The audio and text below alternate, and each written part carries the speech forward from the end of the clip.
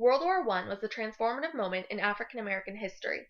While the war started off as a problem in Europe, it turned into something that even impacted African Americans in social, economic, and political ways, giving them a chance to fight for democracy and be seen as equal American citizens.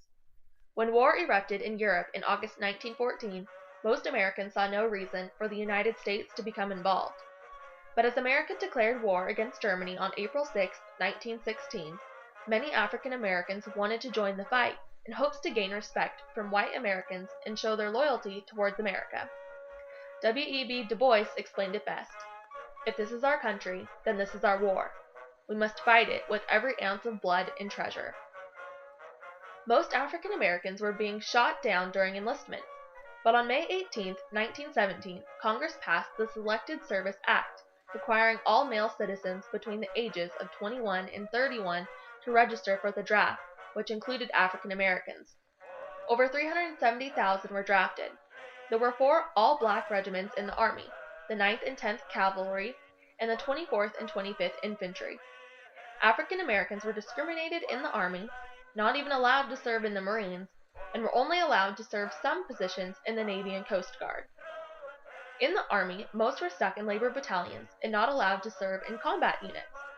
Only 42,000 of the 370,000 black soldiers went into combat, which is only 3% of the total amount of American soldiers in combat. The combat elements of the U.S. Army were kept segregated, and the 4 all-black Army regiments were kept in America.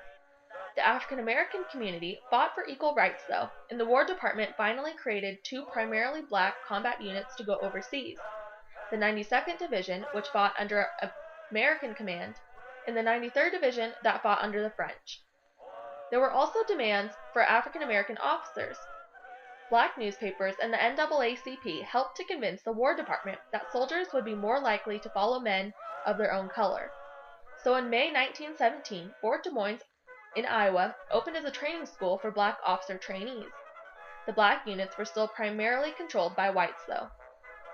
Even though blacks were earning higher positions in the Army, they were still not getting equal treatment, receiving hostility and harshness. White men refused to salute black officers, and black officers were often banned from the officers' clubs and quarters. There were also service units that went overseas with the combat units. Black soldiers often worked for 24 hours straight, unloading ships and transporting men and material to and from bases. They dug trenches, removed unexploded shells from fields, and buried soldiers killed in action.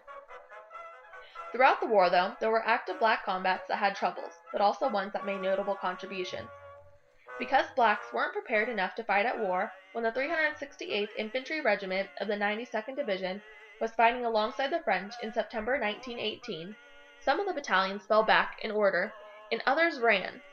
The white officials believed it to be the black officers' fault, taking them off of command. But the black soldiers hadn't really been prepared for fighting, making them not perform at their greatest potential. White officials were so bothered by what happened with the 368th Infantry Regiment that they let it overshadow the achievements of the other regiments.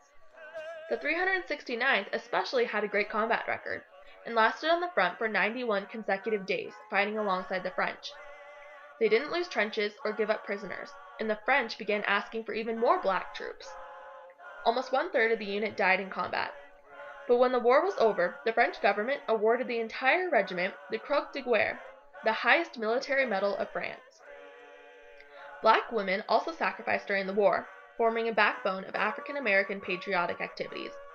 Women of the National Association of Colored Women led Liberty Loan campaigns, held rallies, and provided crucial materials and emotional support for black troops. They joined organizations such as the YWCA and the Red Cross. They protested against lynching and for the right for black women to vote. By the time the war ended in 1918, the 92nd Division suffered 1,647 battle casualties, and the 93rd Division suffered 3,534.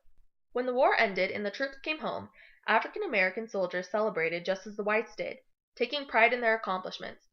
They thought they would be seen as heroes when they came back to America, but they were wrong. Whites were scared African Americans would now start demanding equality, and there started to be even more racial tension than before.